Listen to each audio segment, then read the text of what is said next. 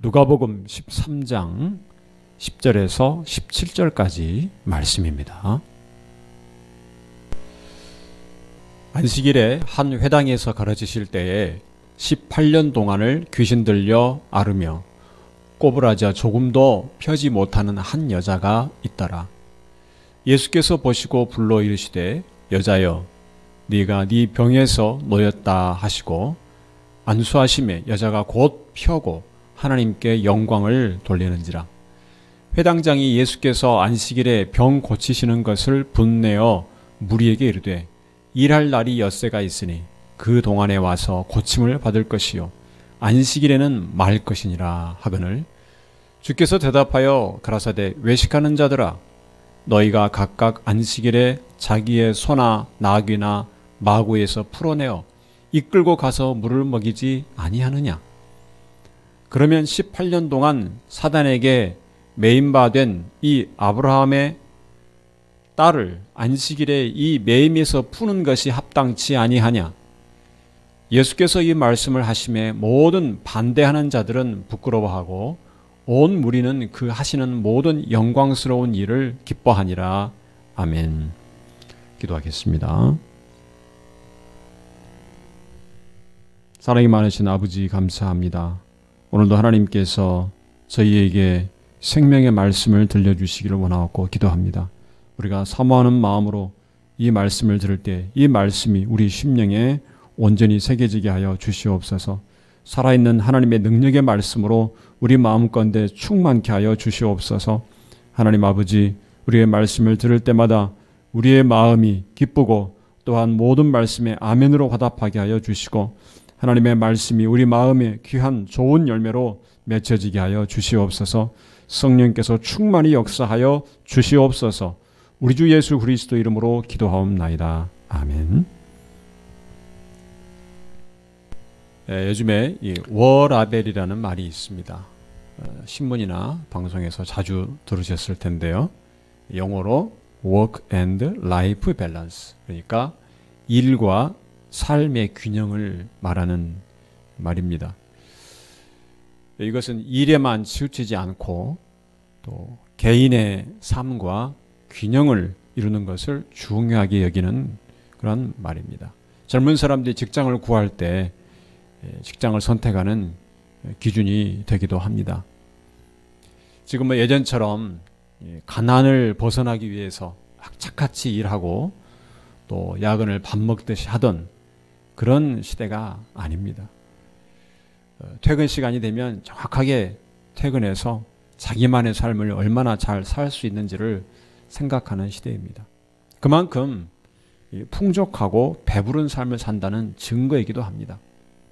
먹을 것이 없어서 궁색하게 그 먹을 것을 얻기 위해서 애쓰고 이리 뛰고 저리 뛰던 그런 시대가 아니라는 것입니다. 그래서 요즘은 연휴만 되면 조금이라도 쉬는 날이 있으면 여행 가느라고 고속도로가 막히고 공항에 사람들이 많이 있는 것을 볼 수 있습니다. 요즘 사람들은 돈을 벌기 위해서 일하는 것 못지않게 휴식을 중요하게 여깁니다. 그래서 사회도 거기에 따라서 변화했고 또 일하는 형태도 변했습니다. 힘들고 어려운 일은 사람이 안 하려고 합니다. 힘들고 어려운 일은 기계와 로봇이 대신합니다. 몸으로 모든 것을 다 때우고 하던 시대는 지금 지나갔다고 봐야 할 것입니다. 그래서 따지고 보면 젊은 사람들이 직장을 얻지 못하는 것은 일할 곳이 없어서라기보다는 일과 휴식을 다 누릴 수 있는 그 수준에 맞는 직장을 찾기 때문이라고 할 수 있습니다. 환경이 상대적으로 열악한 중소기업에서는 사람을 구하지 못해서 늘 어려움을 겪는다는 소식을 뉴스를 통해서 듣습니다. 젊은 사람들이 그런 곳에서 일하느니 차라리 집에서 쉬겠다는 그런 사람들이 많습니다. 그래서 직장을 얻지 못하고 자기 수준에 맞는 직장을 찾지 못해서 집에서 그냥 쉬는 사람들이 많습니다. 그만큼 휴식을 중요하게 여기는 것입니다. 이렇게 사람이 휴식, 자기만의 삶을 중요하게 여기는 것은 어떤 압박에서 벗어나서 평안과 안식을 누리기 위해서라고 볼 수 있습니다. 그렇게 쉬는 것을 통해서 참다운 안식과 평안이 과연 있겠습니까? 오히려 예전보다 가정의 불안은 더 많아졌고 또 사회는 더 타락해 가고 있습니다. 참다운 평안과 안식은 어떻게 얻는지 오늘 말씀을 통해서 배우는 시간이 되기를 바랍니다. 예수님께서 회당에서 가르치실 때에 그곳에 18년간 귀신 들려서 몸이 굽어서 펴지 못하는 여자가 있었습니다. 아마도 척추에 이상이 생겨서 허리가 굽어져서 펴지 못하는 그런 병으로 오랜 세월 동안 고통을 당한 것 같습니다. 그러니까 영적으로도 또 육신적으로도 심각한 억압을 받고 살았습니다. 우리는 그 고통을 감히 상상할 수조차 없습니다. 어떻게 그 괴로운 가운데서 그 오랜 기간을 보냈는지. 물론 우리 주위에도 오랜 지병으로 고생하시는 분들이 있습니다. 고혈압이나 당뇨로 고생하시는 분들, 또 무릎 때문에, 관절 때문에 고통받는 사람들도 있습니다. 심지어 태어나면서부터 신체적인 장애를 가지고 시각이나 청각, 또 지적인 장애를 겪는 사람들이 있습니다. 그래서 일반적인 정상적인 삶을 살기 힘든 사람들이 있습니다. 왜 이러한 사람들이 있는가? 우리는 알 수 없습니다. 왜 태어나면서부터 장애를 안고 살아가는 사람들이 있는가? 저들이 무슨 죄가 있어서인가? 나는 그들보다 더 나은가? 하나님께서 장애를 가진 사람들을 이렇게 태어나면서부터 장애를 가진 사람들 허락하신 이유를 우리가 다 알 수는 없습니다. 그런데 아마도 짐작하기로는 신체적인 장애를 가진 것이 다 불행이 아니고 신체적으로 몸이 건강하다고 해서 다 행복한 것은 아니라는 것을 깨닫게 하시기 아닌가 생각을 합니다. 우리 몸이 건강한 것이 전부가 아니라는 것을 하나님께서 그 장애를 가진 사람들을 통해서 우리에게 깨닫게 하시는 것입니다. 우리는 흔히 몸만 건강하면 다 괜찮다는 말을 흔히 하곤 합니다. 그러나 그렇지는 않습니다. 오늘 본문의 병자는 귀신 들림과 병으로 고통을 받았습니다.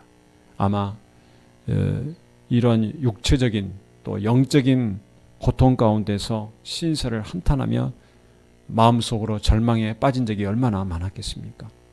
혹시라도 정신이 좀 온전히 돌아온 때가 있다면 그는 깊은 괴로움에 참 시달렸을 것입니다. 귀신 들림으로 인한 병이라고 했기 때문에 아마도 태어나면서부터 장애는 아닌 것으로 보입니다. 어느 날 귀신이 들려서 신체적으로도 장애를 갖게 되었습니다. 정상적인 삶을 살다가 갑자기 큰 병에 걸리거나 또 큰 사고를 당해서 장애를 가진 사람이 얼마나 절망하게 되겠습니까? 무력감, 낙심 등 이런 것에 빠질 뿐 아니라 차라리 죽는 것이 낫다는 생각을 아마 수십 번 했을지도 모릅니다.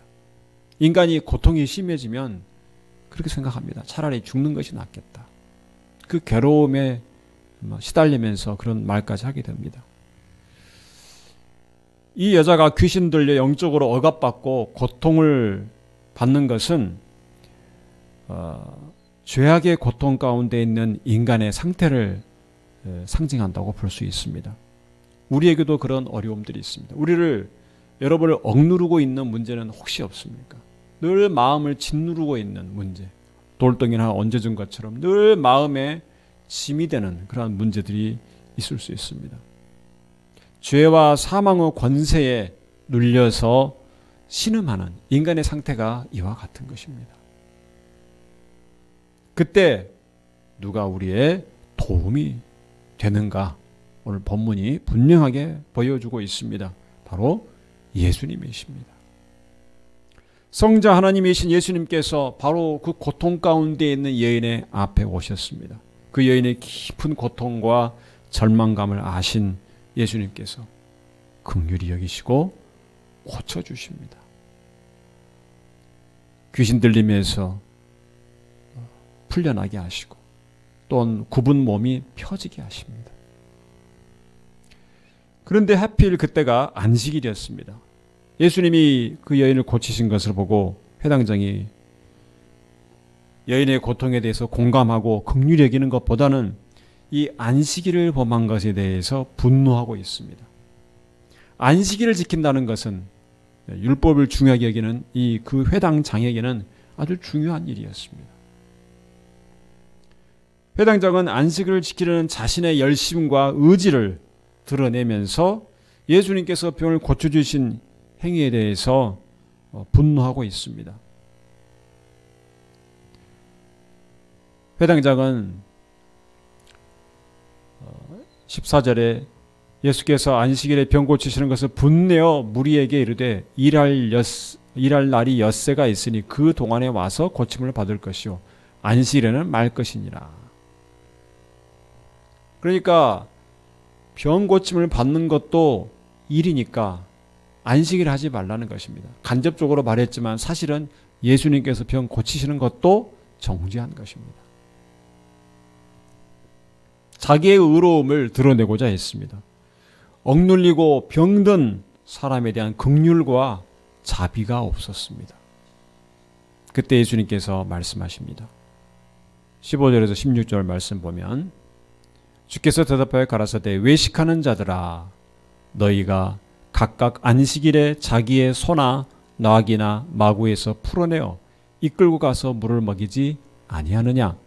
그러면 18년 동안 사단에게 매임받은 이 아브라함의 딸을 안식일에 이 매임에서 푸는 것이 합당치 아니하냐. 물을 마셔야 하는 짐승들을 가축들을 위해서 소나 나귀를 안식일에도 풀어서 물을 마시게 하지 않느냐. 이건 너무 당연하게 여기면서 왜 고통 가운데 있는 그 여인 하나님의 백성을 고통을 덜어주고 사단에게 매인 그 사람을 그 매임에서 풀어주는 것이 얼마나 귀하고 중요한 일인가를 생각하라는 것입니다.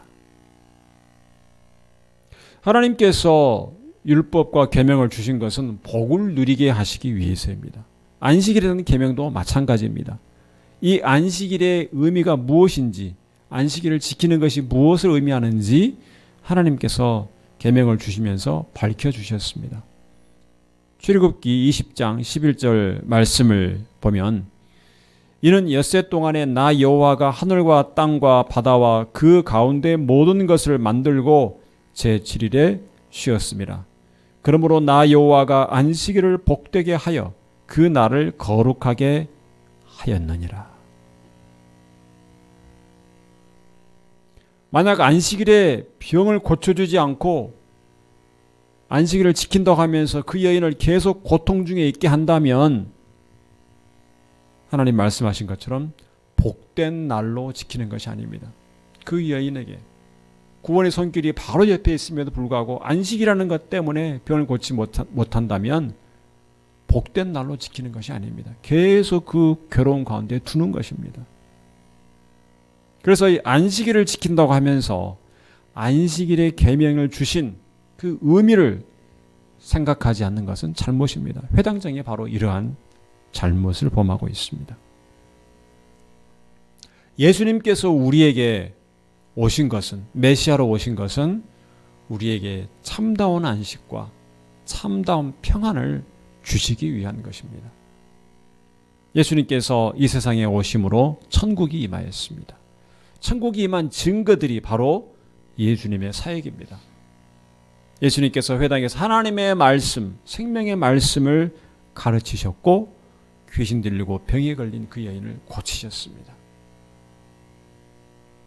영적으로 어둠에 갇힌 자를 풀려나게 하고 귀신 들린 자가 귀신의 지배에서 벗어나고 병자가 낫고 소경이 보게 되고 듣지 못한 자가 듣게 되는 것, 죄의 사실에 매인 자들에게 자유를 주시는 것, 이것이 천국이 임한 증거요 예수님이 오신 사역의 내용입니다. 하나님께서 안식일에 일을 하기를 금하신 이유는 일에 매이는 것을 내려놓고 하나님을 기억하라는 것입니다. 하나님을 의지하는 삶을 확인하게 하는 것입니다. 너희가 일하는 것으로 인해서 먹고 사는 것이 아니라 하나님 때문에 산다는 것을 안식일에 확인하는 것입니다. 우리가 계속 일만 하면 일하는 그것이 나를 살린다고 생각을 합니다. 그러나 우리가 안식일에 일하는 것을 그만두고 하나님을 경배하고 찬양하면서 우리의 생명은 하나님께 달려 있다. 그것을 확인하는 것입니다. 그리고 참다운 안식은 바로 하나님의 나라인 천국에서 누리는 것을 다시 한번 확인하는 것입니다. 그리고 이 세상에서 바로 그 천국의 삶을 맛보는 날이 바로 안식일이고 지금 우리에게 있어서 주일인 것입니다. 인간이 범죄한 이후에 죽음의 그림자인 이 불안과 두려움에 떨면서 살게 되었습니다. 마음에 참 평안을 누릴 수가 없습니다. 그래서 인간의 범죄한 이후에 이 안식일은 더 특별한 의미를 가지게 된 것입니다. 단지 하나님께서 모든 천지를 창조하시고 안식일에 쉬었다는 것을 기억하는 것뿐 아니라 우리 죄인된 우리에게 하나님의 은혜와 하나님의 위로를 경험하는 귀한 시간이 되는 것입니다. 일을 해야 먹고 사는, 수고하고 땀을 흘려야 먹을 것을 얻는 이 세상에서 하나님만 의지하는 결단의 표시가 바로 안식일을 지키는 것입니다. 하나님 안에서 내가 평안을 누린다. 하나님으로 인하여서 내가 세상을 살아간다는 것을 확인하는 것입니다. 그래서 안식일을 지키는 것은 일을 하지 않는 것이 그것이 중요한 것이 아니고 안식의 의미를 깨닫는 것이 더 중요한 것입니다. 우리에게 참 안식을 주시는 분이 하나님뿐인 것을 확인하는 것, 그것이 더 중요한 것입니다. 예수님은 그것을 보여주셨습니다.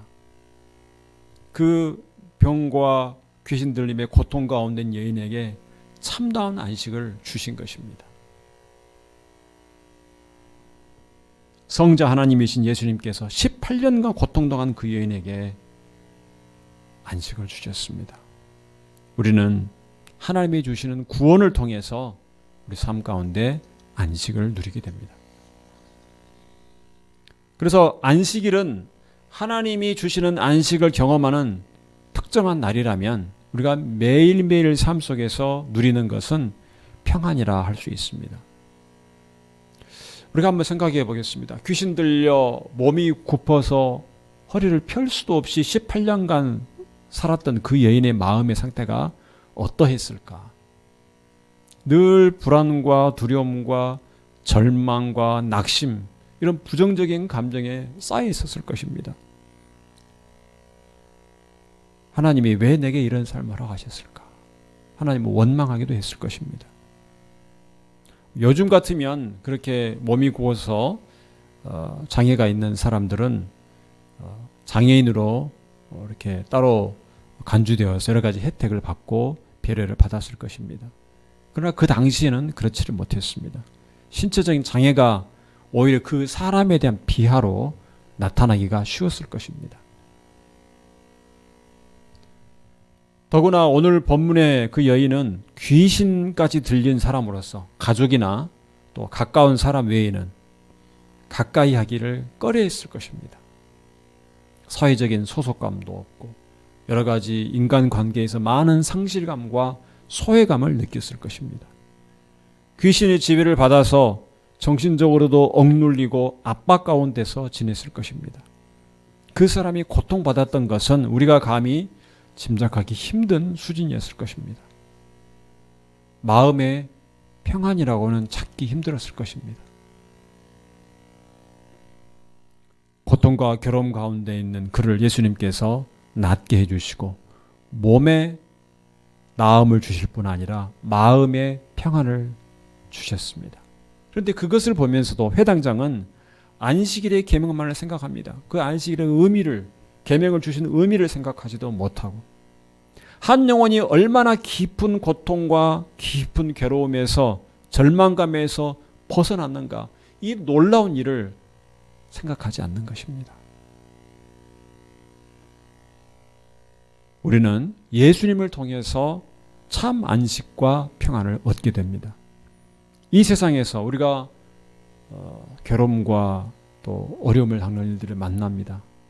그때 우리는 어떻게 됩니까? 예수님을 의지해야 됩니다. 마태복음 11장 28절에 말씀합니다. 수고하고 무거운 짐진 자들아 다 내게로 오라. 내가 너희를 쉬게 하리라. 예수님께서 이 말씀대로 행하시고 보여주셨습니다. 오늘 본문에서. 그 귀신 들리고 몸이 굽은 그 여인에게 쉼을 주셨습니다. 몸에 쉼을 주시고 마음의 쉼을, 평안을 주셨습니다. 우리의 모든 짐과 우리의 모든 괴로움을 예수님께 우리가 가지고 가야 됩니다.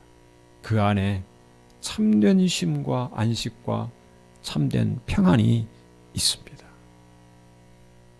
그러면 어떤 분은 이렇게 또한 질문할 수 있습니다. 예수님은 우리에게 십자가를 지고 따라오라고 하지 않으셨습니까? 이 십자가를 진다는 것은 얼마나 고통스럽고 힘들고 어려운 삶이겠습니까? 맞는 말입니다. 십자가를 지고 살아가는 삶, 예수님을 따라가는 삶이 결코 쉽지 않습니다. 물론 예수님께서 우리에게 십자가를 지고 나를 따라오라고 하셨습니다. 고난이 있습니다. 그런데 예수님이 지신 십자가와 우리가 지는 십자가의 삶에는 차이가 있습니다. 예수님은 우리의 모든 죄를 다 대신 짊어지시고 십자가에 죽으셨습니다. 하나님의 모든 형벌을 받으셨습니다. 홀로 다 받으셨습니다. 예수님이 홀로. 그러나 우리가 십자가를 지는 삶은 다릅니다. 우리는 예수님 안에서 예수님과 함께 동행합니다. 이 십자가를 지는 삶을 예수님과 함께 가는 것입니다. 예수님과 하나가 되어서 십자가를 지는 삶을 살아갑니다. 그래서 내 힘과 내 능력으로 십자가를 지는 것이 아닙니다. 감당할 수도 없습니다. 우리가 예수님 안에서 예수님이 우리에게 주신 이 부활의 생명의 능력을 가지고 감당해 가는 것입니다. 그래서 십자가를 지고 예수님을 따라가는 삶도 사실은 예수님 안에서 평안을 누리는 삶인 것입니다. 결국 예수님은 우리에게 고통과 괴로움을 주기 위해서가 아니라 참 평안과 안식을 주시기 위해서 오라고 하신 것입니다. 내가 너희를 쉬게 하리라. 자기 십자가를 지고 나를 따라올 것이니라. 같이 말씀해 주셨습니다. 마태복음 11장 29절 30절에 나는 마음이 온유하고 겸손하니 나의 멍에를 메고 내게 배우라. 그러면 너희 마음이 쉼을 얻으리니 이는 내 멍에는 쉽고 내 짐은 가벼움이라 하시니라. 우리가 십자가를 지는 삶은 예수님을 닮아가는 것입니다. 예수님 안에서 예수님과 하나 되어 예수님을 닮아가는 것입니다. 힘들고 고통 가운데만 사는 것이 아니고 마음의 쉼을 얻고 안식을 누리는 것을 배우는 것입니다. 그래서 참된 생명, 영생을 가진 성도는 십자가를 지는 삶도 주님과 함께 가볍게 감당할 수 있다는 것입니다. 이것이 믿음의 비밀입니다. 예수님을 따라가는 삶이 고달프고 힘들다고 느껴질 때 우리는 항상 이 말씀을 기억하면서 위로를 받아야 됩니다. 주님은 내게 쉼을 주시는 분이구나. 주님과 함께 지면 이 멍에도 이 짐도 가벼울 수 있구나 라는 것을 늘 기억을 해야 됩니다. 우리는 괴로움과 고통 속에서도 주님을 의지할 때 예수님과 동행하는 삶을 비로소 배우게 되는 것입니다. 우리의 어려움과 마음의 짐을 다 주님 앞에 털어놓으면서 예수님과 함께하는 것이 무엇인지, 예수님 안에서 사는 것이 무엇인지를 비로소 배우게 되는 것입니다. 내 힘과 내 능력으로만 감당하려고 할 때 십자가를 지는 삶은 괴로움이고 고통입니다. 빨리 벗어버리고 싶은 짐에 불과합니다. 그리고 제대로 감당할 수도 없습니다. 이 십자가를 지는 삶은 사실은 자기를 부인해야만 감당할 수 있는 것입니다. 그래서 예수님께서 자기를 부인하고 자기 십자가를 지라고 하셨습니다. 나를 부인하지 않고 내가 감당하려고 하면 십자가를 질 수 없다는 것입니다. 나를 부인하고 예수 그리스도가 내 안에 살 때 십자가를 지는 삶을 예수님과 함께 감당할 수가 있는 것입니다. 내 뜻과 내 욕심과 내 주장과 내 방법을 내려놓아야 감당할 수 있는 것입니다. 여러분에게 혹시 감당할 십자가가 있습니까? 힘들고 어려우십니까? 여러분 자신의 생각과 여러분의 주장과 여러분의 모든 방법들을 내려놓고 주님께 맡기시길 바랍니다. 주님 안에서 주님과 함께 동행하며 그 짐을 십자가를 지고 나아갈 때 그 삶이 평안과 쉼을 누리는 삶이 될 것입니다. 그래서 우리는 항상 이 십자가를 지고 따르는 말씀과 함께 주께서 말씀하신 내가 너희를 쉬게 하리라, 이 말씀을 반드시 함께 기억을 해야 됩니다. 그래서 예수님을 따라가는 삶은 고난 가운데서도 평안을 누리는 삶입니다. 예수님께서 우리에게 세상에서 얻는 평안과 근본적으로 다른 참 평안을 우리에게 주십니다. 요한복음 16장 27절 말씀에 평안을 너희에게 끼치노니 곧 나의 평안을 너희에게 주노라. 내가 너희에게 주는 것은 세상이 주는 것 같지 아니하니라. 너희는 마음에 근심도 말고 두려워하지도 말라. 세상 사람들은 행복하기를 원합니다. 생계에 대한 걱정, 또 병, 재난, 사고 등 삶의 많은 걱정과 두려움에서 벗어나서 건강하고 돈 걱정 없이 하고 싶은 것 마음대로 하면서 평안을 누리는 것이 행복이라고 생각을 합니다. 그런데 그것을 이 세상에서 얻을 수가 없습니다. 이것을 하나 얻었는가 싶으면 다른 것에서 또 괴로움과 불안이 찾아옵니다. 오직 예수님 안에서만 우리가 참된 평안을 얻을 수가 있는 것입니다. 그래서 우리가 잘 아는 이 뇌성마비 장애를 안고 태어난 이 송명의 시인이 가난과 또 이 장애와 이런 속에서 고통 가운데서 방황하다가 예수님을 만나서 변화가 되고 하나님께서 공평하시다고 찬양을 했습니다. 나 가진 재물 없으나, 나 남이 가진 지식 없으나, 나 남에게 있는 건강 있지 않으나, 나 남의 갖고 있지 않는 것 가졌으니 공평하신 하나님이 남이 없는 것을 갖게 하셨네. 찬양하였습니다. 그는 신체적으로는 제대로 몸을 움직일 수조차 없는 그런 장애가 있었지만 그 대신 하나님을 늘 가까이 할 수 있어서 감사했습니다. 예수를 만나고 그 안에 기쁨과 평안을 누렸습니다. 그러나 이 모든 것은 예수님을 영접한 이후에 깨달은 것입니다. 그 전에는 그런 평안을 누리지 못했습니다. 그에게서 장애는 괴로움과 고통을 줄 뿐이고 방황 속에 빠져들게 하는 것이었을 뿐입니다. 예수님은 우리에게 평안을 주시는 분입니다. 왜 그렇게 평안이 중요합니까? 우리가 살면서 여러 가지 상황 가운데서 여러 가지 이유로 마음의 평안을 잃어버릴 때가 있습니다. 평정심을 잃어버린다고 할 수도 있습니다. 경제적인 어려움, 인간관계, 또 각종 질병과 사고를 당해서 마음의 걱정과 근심을 경험하고 때로는 분노합니다. 나를 화나게 한 사람을 만날 때 우리가 그 화를 주체하기 쉽지 않을 때가 있습니다. 분노는 다른 사람을 말과 행동으로 공격하는 것으로 나타나기 쉽고, 불안은 자기를 방어하는 형태로 나타납니다. 마음의 평안이 깨어지면 우리는 하나님의 뜻을 구하기보다는 자기를 먼저 생각하게 됩니다. 나의 이 감정, 나의 이 불안, 나의 분노, 이것을 더 우선적으로 생각하게 됩니다. 이웃을 생각하기보다는 내 안위와 내 이익을 먼저 생각을 합니다. 내 아픔과 내 손해를 생각합니다.